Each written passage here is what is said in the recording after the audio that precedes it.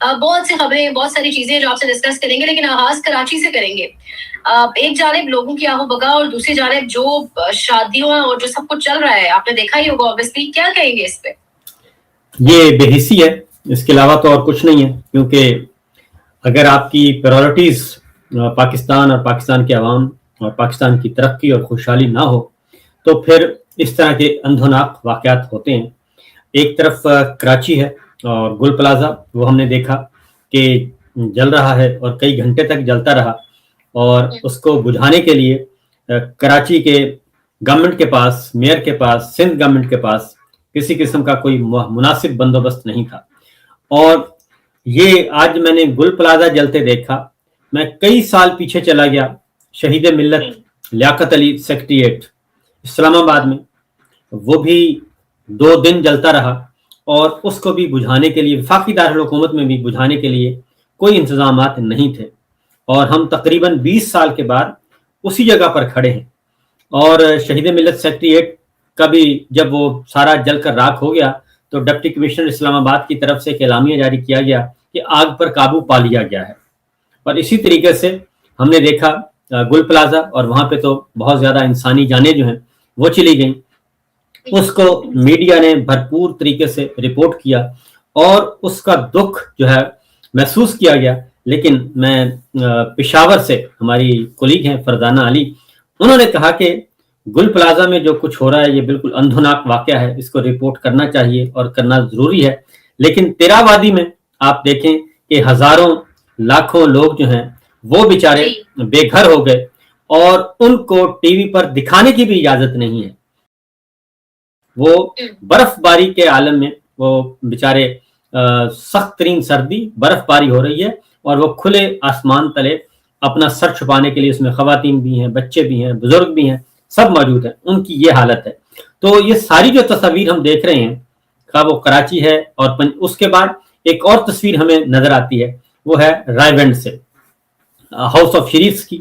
وہاں پہ آپ دیکھیں کہ کروڑوں کے ملبوسات ہیں، ہیرے جواہرات ہیں، اور وہاں کی جو ساری کی ساری سپر ایلیٹ ہے، ہماری عسکری لیڈرشپ، عسکری حکمران بھی وہاں پہ موجود ہیں، اور جعلی فارم 47 کے سارے حکمران وہاں پہ موجود تھے. تو یہ اصل میں یہی چیز ہے کہ پاکستان میں اس وقت جو پچھلے 3.25 سال سے جو چل رہا ہے، کھیل کھیلا جا رہا ہے، اس میں ان کی پریورٹیز جو ہیں وہ پاکستان کے عوام، پاکستان کی ترقی، پاکستان کی خوشحالی، پاکستان کی معیشت نہیں ہے. سر، آپ نے خود تیرا ویلی کا ذکر بھی کیا، اس پر بھی obviously ہم آتے ہیں، لیکن یہ جو معاملہ سارے کا سارا گل پلازا والا ہوا، کیونکہ تیرا والی تو دکھایا نہیں جا رہا نا، مین سٹریم پہ ہی نہیں دکھایا جا رہا. اس کے بعد کیا وہ جاتی عمرہ کی شادی ایک آدھ دن پوسٹ پون نہیں ہو سکتی تھی؟ اور پھر آپ نے بھی سنا، میں نے بھی سنا، D G I S P R بڑی تعریفیں کرتے ہیں سندھ حکومت کی کارکردگی پہ، پنجاب حکومت کی کارکردگی کی، لیکن 36 گھنٹے بعد آگ پر قابو پایا گیا. آگ پہ قابو نہیں پایا گیا، آگ خود بخود ہی جو کچھ جل کر راکھ ہو گیا، اسے کہتے ہیں آگ پر قابو پا لیا. کیونکہ لاشیں اندر ہیں، وہ ایک ایک کر کے نکالی جا رہی ہیں.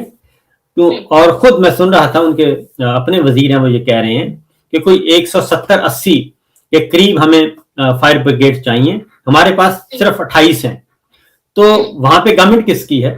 پاکستان پیپلز پارٹی کی حکومت ہے 2008 سے آنورڈ، 2008 سے. اور اس سے پہلے کن کی حکومت تھی؟ اس سے پہلے بھی حکومت انہی کی تھی، اور ہمارے اس وقت جنرل مشرف صاحب ہوتے تھے. تو 2002 سے آنورڈ انہی کی حکومت چل رہی ہے، اس سے پہلے بھی یہی سلسلہ چل رہا تھا. تو 25 سال سے ان کی حکومت ہے، اور تیسری ٹرم ان کی ریگولر چل رہی ہے.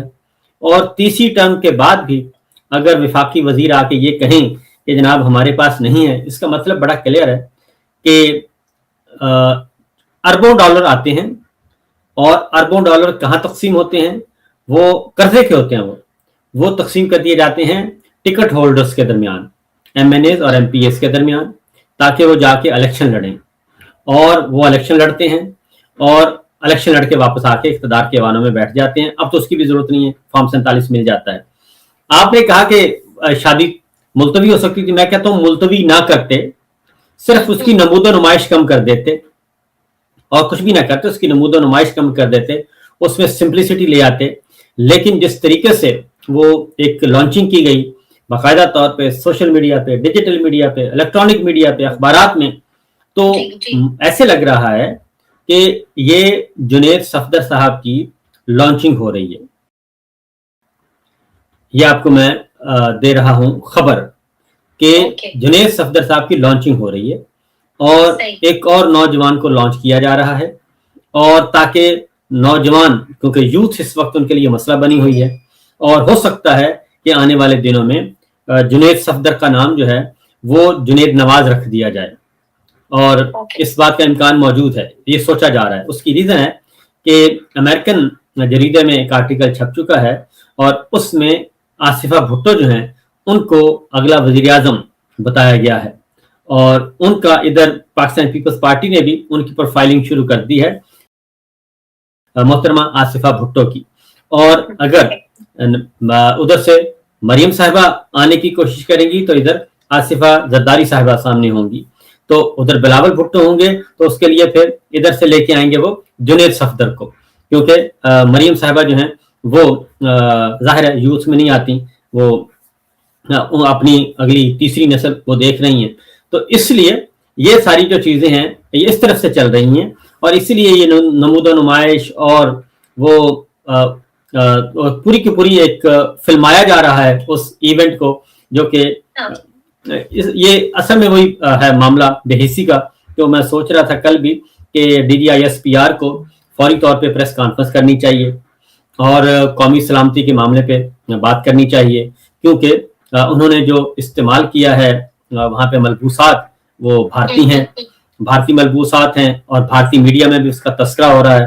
تو ہم تو ٹھہرے ملک دشمن، تو میرا خیال ہے کہ DGISPR کو اب جس طریقے سے نورین نیازی صاحبہ کی ایک فیک ویڈیو انہوں نے چلائی تھی، اسی طریقے سے DGISPR کو آنا چاہیے، اور یہ اوریجنل ویڈیو بھی چلانی چاہیے، ملبوسات بھی دکھانے چاہیے، بھارتی برانڈ کو بھی دکھانا چاہیے، اور پھر اس پہ روشنی ڈالنی چاہیے کہ قومی سلامتی کو کتنے خطرات لاحق ہیں. سر یوتھ لانچنگ کی آپ نے بات کی، جنید صفدر کو ایک جانب لانچ کرنے کی بات، لیکن دوسری جانب اب ووٹر کا جو بریکٹ ہے اسی کو بڑھانے کی بات ہو رہی ہے، تو یوتھ لانچنگ لیکن ساتھ ہی یوتھ کو اجازت بھی نہیں دینی ووٹ ڈالنے کی.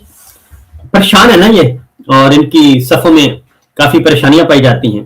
اس کی ریزن ہے کہ ہر سال 1 کروڑ نوجوان ووٹر جو ہے وہ ووٹر لسٹ میں شامل ہو رہا ہے، اور جتنا یہ ڈیلے کرتے جائیں گے عمران خان کا ووٹ بینک بڑھتا جائے گا. اور اچھا یہ انہوں نے خود ایزیوم کیا ہے، یہ ان کا اندر کا ڈر ہے، اور وہ 100% ان کو یقین ہے کہ یہ جو نوجوان ووٹر ہے وہ سارے کا سارا عمران خان کا ہے.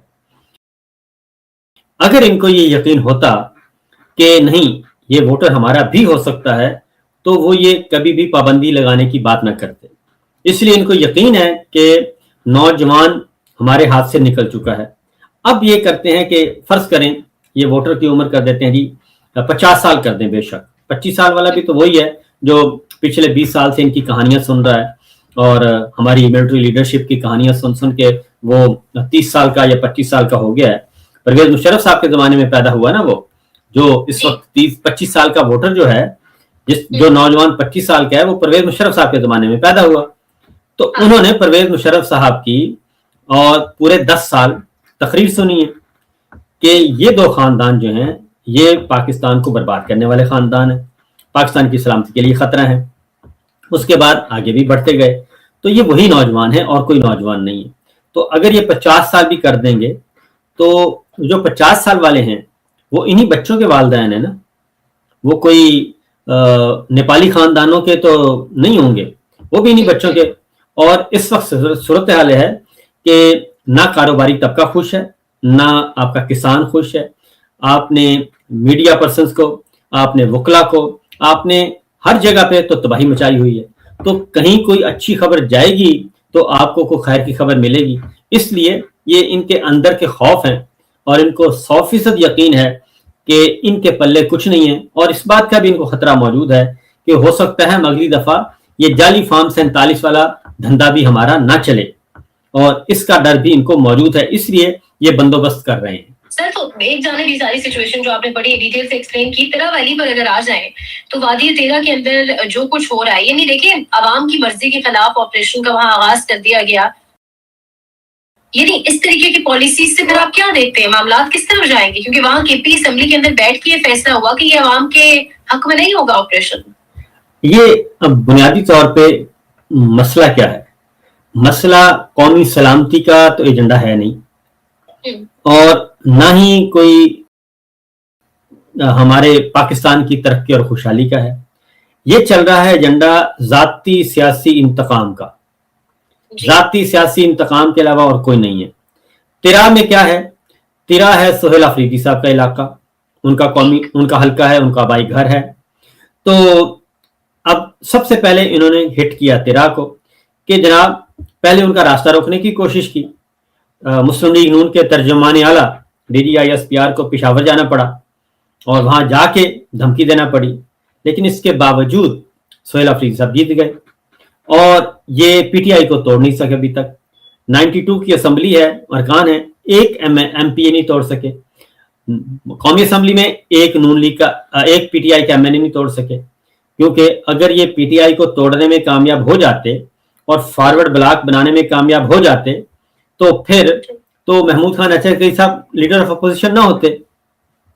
تو اسی لیے انہوں نے ترا کا انتخاب کیا کہ چلیں سہیل آفریدی صاحب کا جو علاقہ ہے، اس کا حلقہ ہے، اس کو تو فارغ کریں، اور وہاں سے یہ آپریشن شروع ہو گیا. اور اگلی بات یہ ہے کہ پہلی نمبر 1 یہ کہ یہ فوجی آپریشن جو ہے یہ پچھلے 45 سال سے چل رہے ہیں، اور یہ ساری چیزیں ختم ہو گئی تھیں تو یہ آئے کیسے؟ اور پھر یہ کہ چند 100 لوگ ہیں، وہ کہتے ہیں، ہم نے فیلڈ مارشل کی تقریر خود سنی کہ مٹھی بھر لوگ ہیں. بلوچستان میں وہ کہتے ہیں کہ 1500 لوگ ہیں، ادھر وہ کہتے ہیں کہ 2500 لوگ ہیں.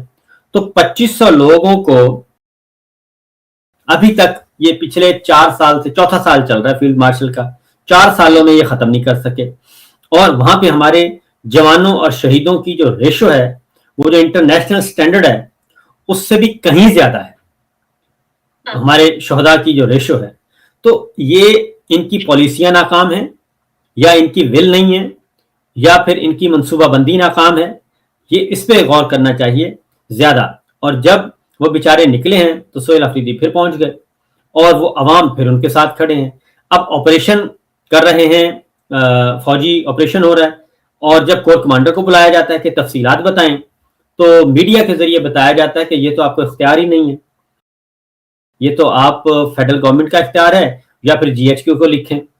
اب اس میں صوبائی اسمبلی کہہ چکی ہے، اسپیکر صاحب کہہ چکے ہیں کہ جناب ہم نے آئین اور قانون کے مطابق بلایا. ایک طرف آپ کی جو ہر دل عزیز وزیر اعلیٰ ہیں، آپ ان کے منڈی مویشیوں میں بھی جاتے ہیں، آپ ان کے ساتھ ایک کھیتوں کھلیانوں میں بھی چلے جاتے ہیں، اور آپ ان کی شادیوں میں بھی تقریب ہوتے ہیں، اور ان کو ایئر فورس 1 بھی دیا جاتا ہے. ایک خاندان کے لیے آپ کی اتنی نوازشات، اور دوسری جانب خیبر پختونخوا کے کیا وہ پاکستان کے عوام نہیں ہیں؟ کیا وہ پاکستان کے شہری نہیں ہیں؟ کیا وہ پاکستان کے ووٹر نہیں ہیں؟ کیا وہ ریاست پاکستان کا حصہ نہیں ہے؟ یہ تو ریاست پاکستان کی حکم عدولی یہ خود کر رہے ہیں، اور منع کر رہے ہیں اپنے آفیسرز کو کہ آپ نے ان کے ساتھ تعاون نہیں کرنا. تو ریاست کے خلاف بغاوت کون کر رہا ہے؟ یہ ان کو سوچنا چاہیے کہ یہ تو خود اس کو ہوا دے رہے ہیں، یہ تو خود انڈر ٹرائل ہو رہے ہیں.